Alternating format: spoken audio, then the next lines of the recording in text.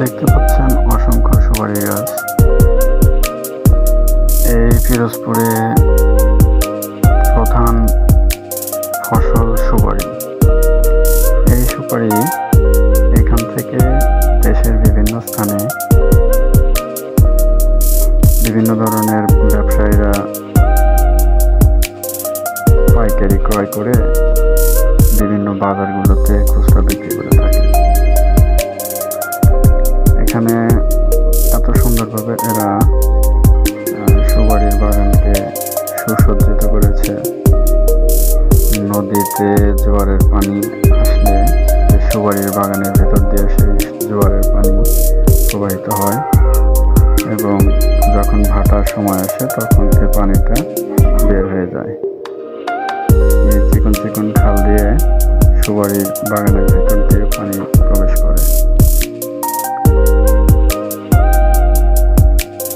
এখানকার পরিবেশ অনেক মনোরম, অনেক সুন্দর পরিবেশ।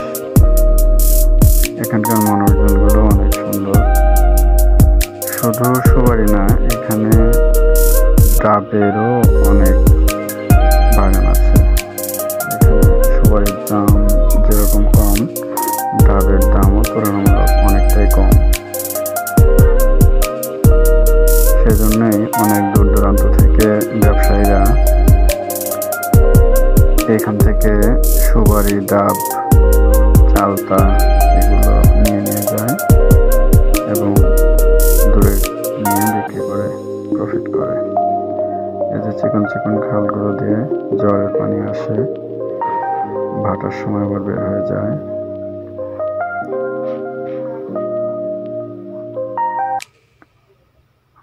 অটোমেটিক সিস্টেমের মতো।